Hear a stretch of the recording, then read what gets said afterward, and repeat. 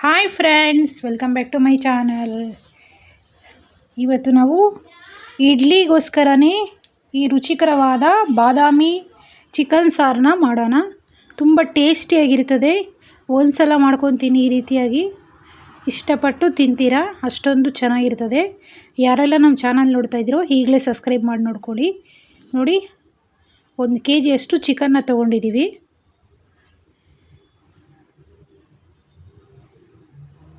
ಗಸಗಸೆ 1 table spoon, ಬಾದಾಮಿ ಒಂದು 20 to 25 ಅಷ್ಟು ತೊಗೊಂಡಿದ್ದೀವಿ. ರುಚಿಗೆ ತಕ್ಕಷ್ಟು ಉಪ್ಪು, ಧನಿಯಾ ಪುಡಿ, ಅಚ್ಕಾರದ ಪುಡಿ, ಪೆಪ್ಪರ್ ಪುಡಿ, ಸ್ವಲ್ಪ ಕೊಬ್ಬರಿ, 1 ಟೀ ಸ್ಪೂನಷ್ಟು ಕೊಬ್ಬರಿ ತೊಗೊಂಡಿದ್ವಿ. ಬೆಳ್ಳುಳ್ಳಿ ಶುಂಠಿ 1 ಸ್ಪೂನಷ್ಟು, ಸ್ವಲ್ಪ ಕೊತ್ತಂಬರಿ, ಅರಿಶಿನ ಪುಡಿ, ಹಸಿಮೆಣಸಿನ್ಕಾಯಿ, ಈರುಳ್ಳಿ 1, ಟೊಮ್ಯಾಟೊ 2. ಇಷ್ಟನ್ನು ಇವಾಗ ನಾವು ಮಿಕ್ಸಿ ಜಾರಲ್ಲಿ ಹಾಕ್ಕೊಂಡು ರುಬ್ಕೊಂಬರೋಣ. ಸಾಧ್ಯವಾದಷ್ಟು ನೈಸಿಗೆ ರುಬ್ಕೊಳ್ಳೋಣ. ಈಗ ಒಗ್ಗರಣೆ ಮಾಡೋದಕ್ಕೆ ಒಂದು ಕಡಾಯಿ ಇಟ್ಕೊಳ್ಳಿ. ಕಡಾಯಿ ಚೆನ್ನಾಗಿ ಬಿಸಿ ಆಗಲಿ. ನೋಡಿ, ಇವಾಗ ಚೆನ್ನಾಗಿ ಕಡಾಯಿ ಬಿಸಿಯಾಗಿದೆ. ಈಗ ಸ್ವಲ್ಪ ಎಣ್ಣೆ ಸೇರಿಸ್ಕೊಳ್ಳಿ. ಎಣ್ಣೆ ಒಂದು 4 ಸ್ಪೂನಷ್ಟು ಎಣ್ಣೆ ಸೇರಿಸ್ಕೊಂಡಿದ್ದೀವಿ. ನೋಡಿ, ಈ ರೀತಿಯಾಗಿ ಚೆನ್ನಾಗಿ ಎಣ್ಣೆ ಕಾದಿದೆ.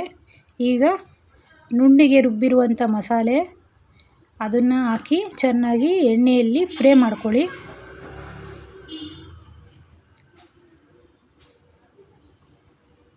ಇಲ್ಲಿ ಹಸಿಮೆಣಸಿನ್ಕಾಯಿನೂ ಸೇರಿಸ್ಕೊಂಡಿದ್ದೀವಿ, ಅಚ್ಕಾರದ ಪುಡಿನೂ ಸೇರಿಸ್ಕೊಂಡಿದ್ದೀವಿ, ಪೆಪ್ಪರ್ ಪೌಡ್ರೂ ಸೇರಿಸ್ಕೊಂಡಿದ್ದೀವಿ. ನೋಡಿ, ಇವಾಗ ಚೆನ್ನಾಗಿ ಎಣ್ಣೆಯಲ್ಲಿ ರುಬ್ಬಿರುವಂಥ ಮಸಾಲೆನ ಚೆನ್ನಾಗಿ ಫ್ರೈ ಮಾಡ್ಕೊಳ್ಳಿ.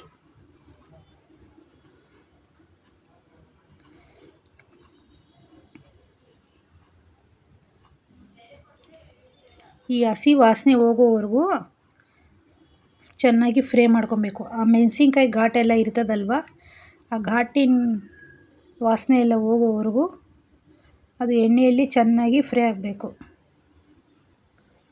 ನೋಡಿ, ಎಣ್ಣೆಯಲ್ಲಿ ಚೆನ್ನಾಗಿ ಫ್ರೈ ಆಗಿದೆ ಅಂದರೆ ಎಣ್ಣೆನೇ ಸಪ್ರೇಟಾಗಿ ಮಸಾಲೆನೇ ಸಪ್ರೇಟಾಗಿ ಹೋಗುತ್ತೆ.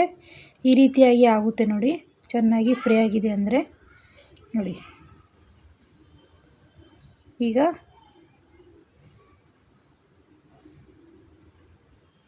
ಚಿಕನ್ನ ತೊಗೊಂಡಿದ್ವಲ್ಲ, ಉಪ್ಪು ಅರಿಶಿನ ಪೌಡ್ರ್ ಹಾಕಿ ಚಿಕನ್ನ ಚೆನ್ನಾಗಿ ವಾಶ್ ಮಾಡಿಕೊಂಡು ತೊಗೊಬೇಕು.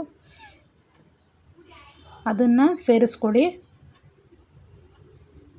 ಸೇರಿಸ್ಕೊಂಡು ಚೆನ್ನಾಗಿ ಒಂದು 5 ನಿಮಿಷ ಕಾಲ ಫ್ರೈ ಮಾಡ್ಕೊಳ್ಳಿ ಚಿಕನ್ನೆಲ್ಲ. ಎಣ್ಣೆಯಲ್ಲೇ ಈ ರೀತಿ ಚೆನ್ನಾಗಿ ಫ್ರೈ ಮಾಡ್ಕೊಂಡ್ರೆ ಬೇಗ ಬೆಂದೋಗುತ್ತೆ.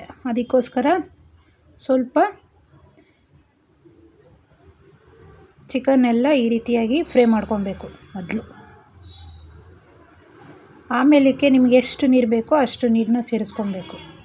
ನೋಡಿ, ಇವಾಗ ಈ ರೀತಿಯಾಗಿ ಚಿಕನ್ಗೆಲ್ಲ ಎಷ್ಟು ಮಸಾಲೆ ಹಿಡಿದಿದೆ ನೋಡಿ.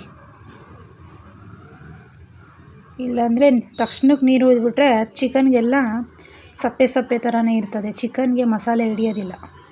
ಅದಕ್ಕೋಸ್ಕರ ಈ ರೀತಿಯಾಗಿ ಒಂದು 5 ನಿಮಿಷ ಕಾಲ ಎಣ್ಣೆಯಲ್ಲೇ ಫ್ರೈ ಮಾಡ್ಕೊಳ್ಳಿ. ಇವಾಗ ಎಷ್ಟು ನೀರು ಬೇಕೋ ಅಷ್ಟು ಸ್ವಲ್ಪನೇ ನೀರನ್ನ ಸೇರಿಸ್ಕೊಳ್ಳಿ. ನೋಡಿ, ಇವಾಗ ಎಷ್ಟು ನೀರು ಬೇಕೋ, ಗಟ್ಟಿಗೆ ಆಗಬೇಕೋ, ಸ್ವಲ್ಪ ನೀರಾಗಬೇಕೋ ನೋಡಿಕೊಂಡು ಸೇರಿಸ್ಕೊಳ್ಳಿ. ನಾವು ಇದನ್ನು ಇಡ್ಲಿಗೋಸ್ಕರ ಮಾಡ್ಕೊತಾ ಇದ್ದೀವಿ. ಇಡ್ಲಿಗಂತೂ ಸೂಪರಾಗಿರ್ತದೆ. ಅದಕ್ಕೋಸ್ಕರನೇ ಇಡ್ಲಿಗೆ ಒಂದು ಸ್ವಲ್ಪ ನೀರಾಗಿ ಇರಲಿ. ನೋಡಿ, ಇವಾಗ ಈ ರೀತಿಯಾಗಿ ಚೆನ್ನಾಗಿ ಬೆಂದಾಗಿದೆ. ಒಂದು 20 ನಿಮಿಷ ಕಾಲ ಬೇಯಿಸ್ಕೊಂಡಿದ್ವಿ. ನೋಡಿ, ಇವಾಗ ರುಚಿಕರವಾದ ಬಾದಾಮಿ ಚಿಕನ್ ಸಾರು ರೆಡಿಯಾಗಿದೆ. ಯಾರೆಲ್ಲ ನಮ್ಮ ಚಾನಲ್ ನೋಡ್ತಾ ಇದ್ದೀರೋ ಈಗಲೇ ಸಬ್ಸ್ಕ್ರೈಬ್ ಮಾಡ್ಕೊಂಡು ನೋಡಿ, ಎಲ್ಲೂ ವಿಡಿಯೋನ ಸ್ಕಿಪ್ ಮಾಡಿದಿರ ನೋಡಿ. ನೋಡಿ, ರುಚಿಕರವಾದ ಬಾದಾಮಿ ಚಿಕನ್ ಸಾರು ಇಡ್ಲಿ ಜೊತೆಗೆ ರೆಡಿಯಾಗಿದೆ. ನೋಡಿ, ಇಡ್ಲಿನೂ ಸಾಫ್ಟಾಗಿದೆ. ನೋಡಿ, ರುಚಿಕರವಾದ ಬಾದಾಮಿ ಚಿಕನ್ ಸಾರು ಸವಿಯಲು ಸಿದ್ಧವಾಗಿದೆ. ನಮ್ಮ ಚಾನಲ್ನ ಸಬ್ಸ್ಕ್ರೈಬ್ ಮಾಡ್ಕೊಳ್ಳಿ. Thank you for watching this video.